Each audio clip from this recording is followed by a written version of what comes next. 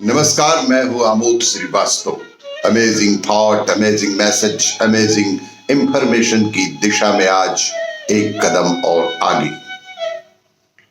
आज के इस चिंतन का विषय है दीपक विकास का प्रतीक और दूसरा है जीवन की पारसमणि। आपको ये मेरा वीडियो अच्छा लगे तो लाइक करें, शेयर करें और लाल बटन दबाकर सब्सक्राइब अवश्य करें। साथ ही बेल आइकन दबाना बिल्कुल ना भूलें। कोविड के संदर्भ में जब तक दवाई नहीं तब तक कोई ढिलाई नहीं। आज के चिंतन का विषय दीपक विकास का प्रतीक। सुबह का सूरज रात के अंधेरे को गायब कर देता है। सूरज तो रोज आता है, कुछ समय गुजार कर अंतर्धान हो जाता है। अग्नि का प्रकाश में और प्रकाश को दीर्घ काल तक स्थिर बनाने के प्रयोग में ही दीपक की निर्माण कला विकसित हुई। इसमें घी या तेल के माध्यम से एक बत्ती के जरिए प्रकाश को प्रभावी रूप दिया गया। दीपक आत्म बलिदान का प्रतीक है।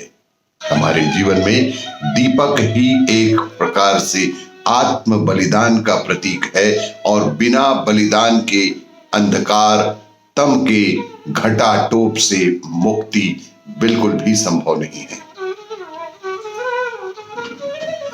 अगर अंधेरा दूर करना है, चाहे मन का हो या फिर संसार का, तो आत्म विसर्जन के पथ पर चलना ही पड़ेगा।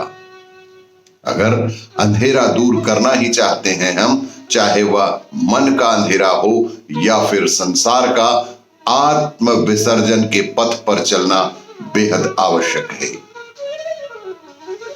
दीपक संस्कृति के विकास का प्रतीक बन गया है। कितने दार्शनिकों ने, विचारकों ने, वैज्ञानिकों, संतों, मनीषियों ने अपने को तिल तिल जलाकर दुनिया को आज की हालात में पहुंचाया है। सुकरात, ईशा, बुद्ध, स्वामी दयानंद, स्वामी राम तीर्थ तथा सभी मनीषियों के संयुक्त प्रयास ने दुनिया को सभ्यता, विकास और सौहार्द का मार्ग दिखाया है।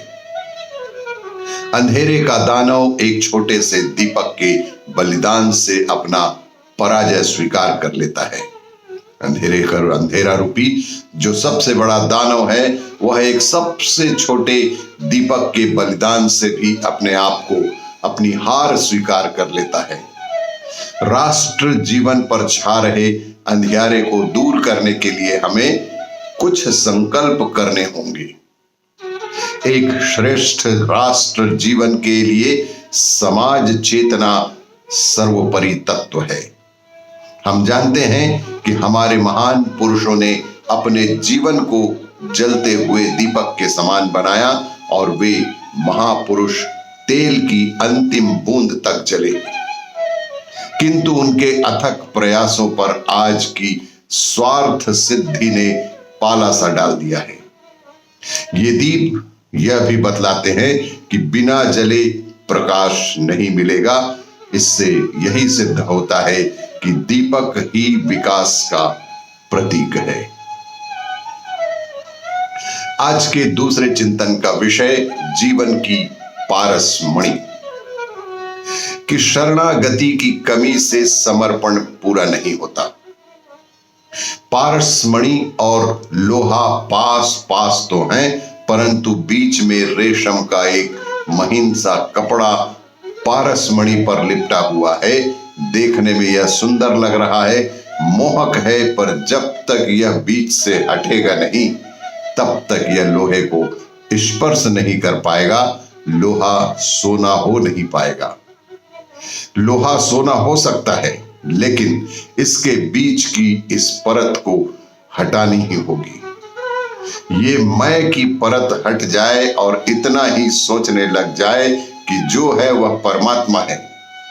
यह पारसमणि के ऊपर जो मैं की परत हट जाए तो इतना ही सोचने लग जाए कि जो है वह परमात्मा है, मैं नहीं हूं, वही है, मैं साज हूं, आवाज वह है, मैं एक पल हूं संसार में जो भगवान के चरणों में अर्पित होने के लिए आया है, और मुझे अर्पण होने में देर नहीं लगानी चाहिए।